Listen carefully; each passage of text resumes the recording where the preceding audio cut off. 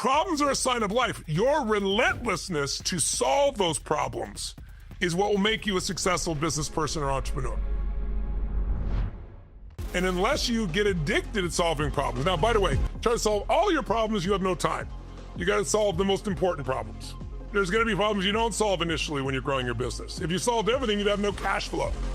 So you got to know the difference between a normal problem, an abnormal problem, and a pathological problem. If you have a child that is 3 months old and they go to the bathroom in their pants, it's a problem. But it's part of that stage. It's a natural problem, nothing to get stressed about. You have to learn how to divide these up and focus and conquer the ones that are necessary. When COVID happened, suddenly all over the world, they shut down every stadium. I was just doing 10, 15,000 person stadium events. And then they shut down even smaller venues. And so I remember I got the call from the governor's office in California saying, your program you're gonna do in San Francisco, San Jose for 14,000 people? Well, guess what? 100 people in the stadium. I said, 100 people, you can't operate that way.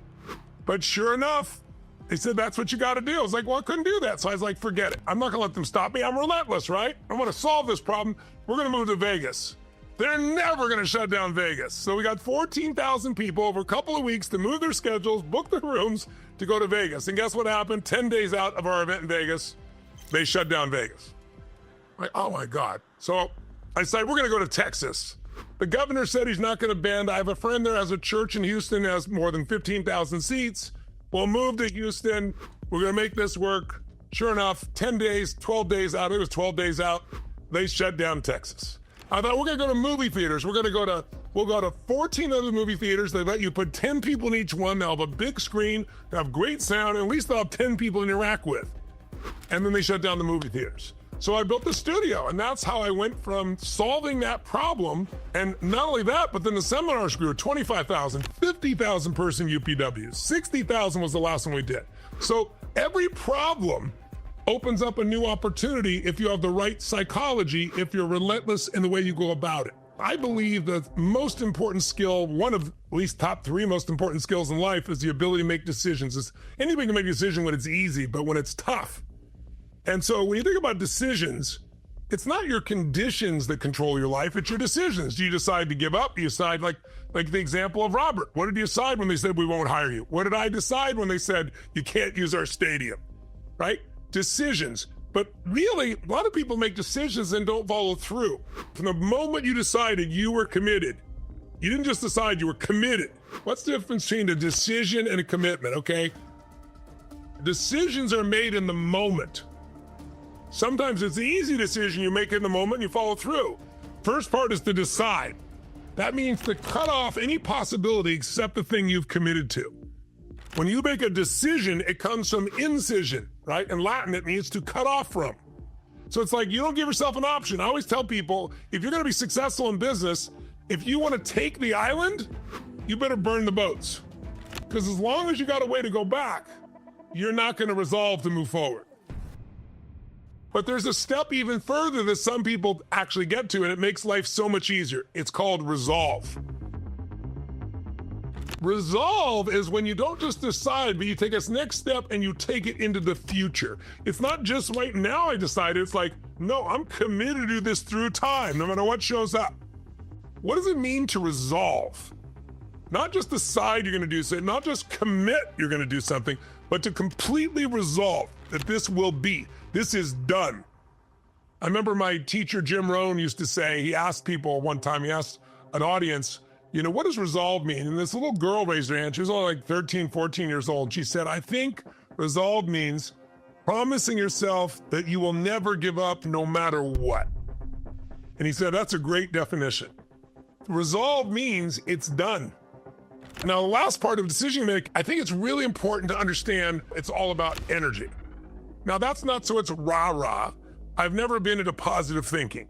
You know, I'm not one of those people that says you got a problem, like, you got weeds in your garden and you should go chant, there's no weeds, there's no weeds, there's no weeds. No, that is not gonna solve squat. I believe you gotta see the weeds, gotta acknowledge the problem and pull it out, right? You gotta take action, you gotta see the truth.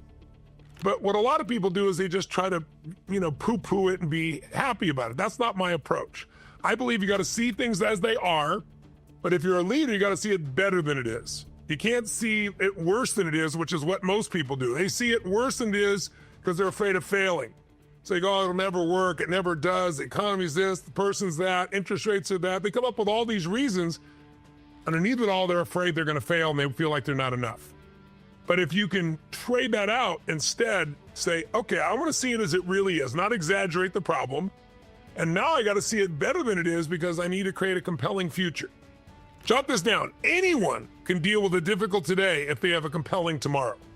Anyone can deal with the difficult today if they have a compelling tomorrow, what I call a compelling future.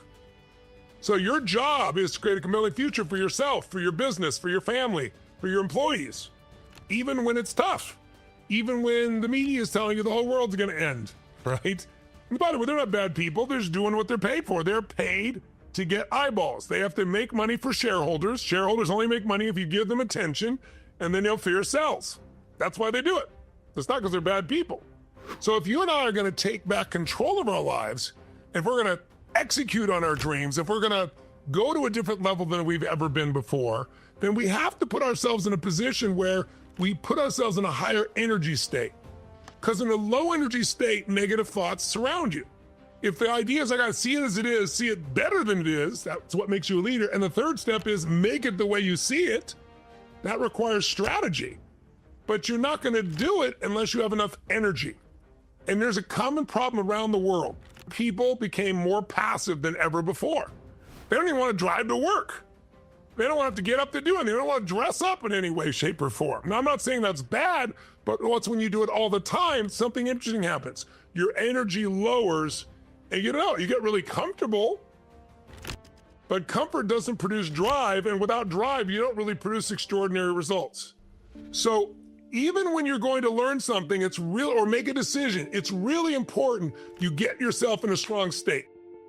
When you're in a low energy state, your brain is like, you have the best computer in the world and you don't give it enough electricity, the screen doesn't work. Your brain's the ultimate computer. So when you're low energy, it's hard to come up with solutions. It's easier to see the problems. It's easier to give up. But when you're in a high energy state, right, you know what to do, you know how to do it, you make things happen. So I think it's really important you come up with what seems to be a seemingly impossible goal, not truly impossible, but it seems impossible to you. But you know if you achieved it, it would excite you. What that does is it changes the way you're being. My teacher, Jim Rohn, used to have a phrase. He said, your goals affect you, whatever they are. And some people say, I don't have any goals. And he goes, yes, you do. Your goal is just be comfortable. And so that's all you get. There's no drive in you, there's no move in you, right? If your goal is to never be in pain, you're not gonna do squat, right? You're never even in a relationship. So if you have no goals, that's still a goal. Your goal is just to survive. Your goals affect you whatever they are. So goals that are big enough and compelling enough.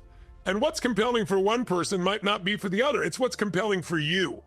So he says, you got to come up with this absolute incredible goal, this vision that excites you. But then the second secret that I've experienced that he talked about is you need to have a tight timeline. A tight timeline. You know, something that's so tight that it makes you do something today.